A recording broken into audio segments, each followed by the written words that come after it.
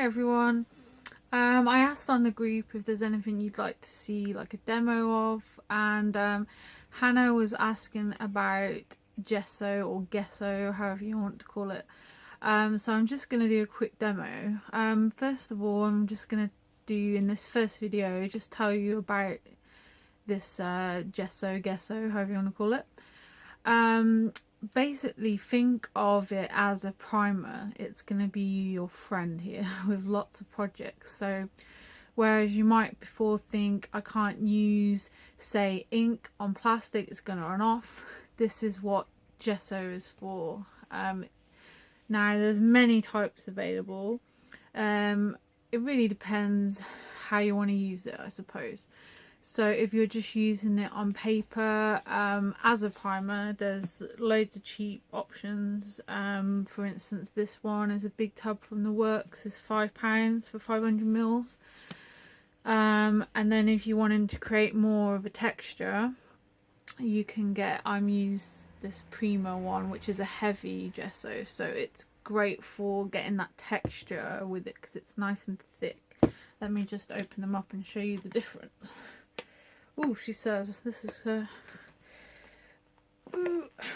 obviously not used this one for a while. Okay, I'm not going to show you it, but this one's really runny anyway, and as you can see, these are, can you see, they're quite thick, like that's quite thick there.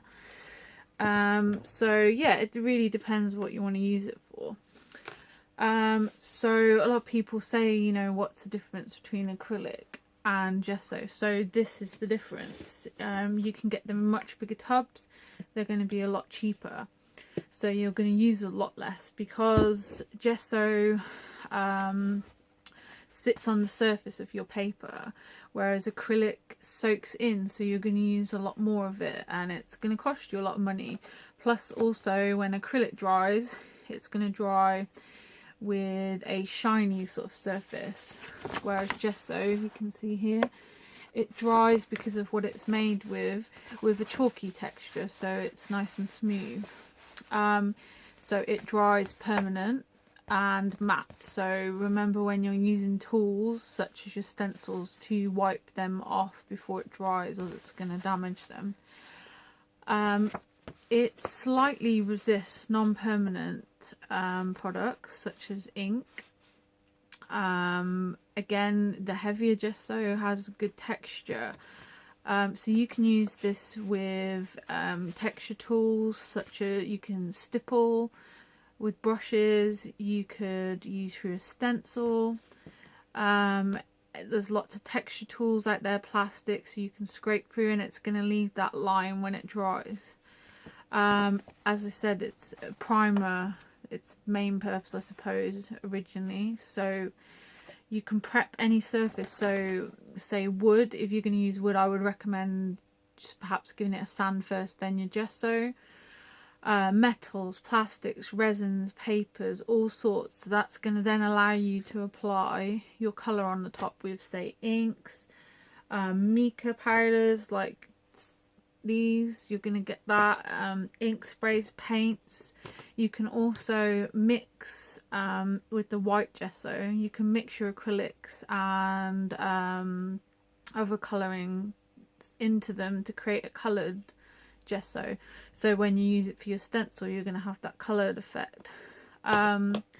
Here I've just applied a layer and then dried it, and then another layer and dried it. So remember, before you start applying your materials on top, to make sure you dry this, or it's going to mix and it's just going to be a gloopy mess and it's not going to create the effect.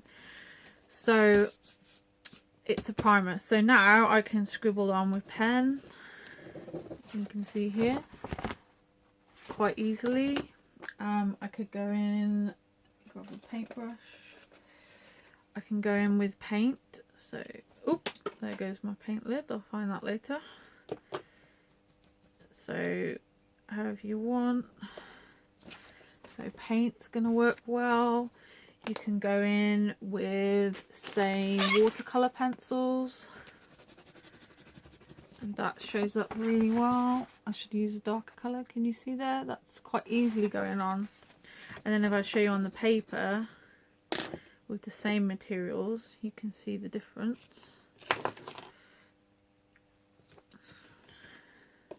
Especially when you're using a dark card like this, you know, that gives you the ability, oops, making a mess, to then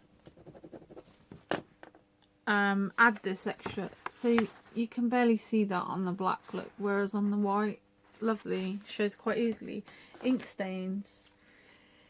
Again, because paper is porous, it's going to soak into the paper, whereas there's a semi-resist on this. So let's just spray, and you can see if you then add water. Have I got my water spray here? Probably not. Oh, I have, look at that. So let me show on camera. If I then add the water on the gesso, it's going to run quite easily. On the paper it runs, but because paper is, see, more porous, it's going to soak in there, so it's going to go further, and you can create this nice bleeding effect quite easily with the gesso. You have then got some other types of gesso. This is a black gesso. So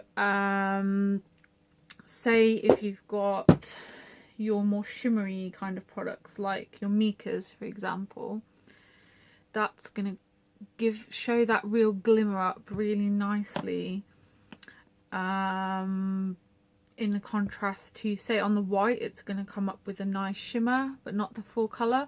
On the black, it's going to really, that colour's going to pop out, and I'll show you some of the micas in a minute when I do project in a second. You can then also get clear gesso, which has exactly the same properties as the white and black, so it's a primer, which means then that you can paint it on, say, a glossy surface like a photo, something from a magazine that's got that gloss finish. So when you then try and use, say, your pens, watercolours, it's not taken to the paper very well. So you paint over with some clear gesso. That will then allow you to quite easily go in with your pens and pencils. Say, for example, you cut out a face from a magazine, then you want to add some details with your pens, probably, let's say. That's going to go quite easily once you've got that gesso on there, and because it's clear, you're not going to lose any of that background. Of course, if you used acrylic, once you put that on, that background's gone, you can't see that anymore. So there's really a lot of options with this. I'm just waiting on my clear gesso, so I can't show you that today, but I'll show you a few bits with the white and black gesso today. So yeah, bye for now, part 1, and I'll come back and show you a little project, and then any questions, just give me a shout. Bye.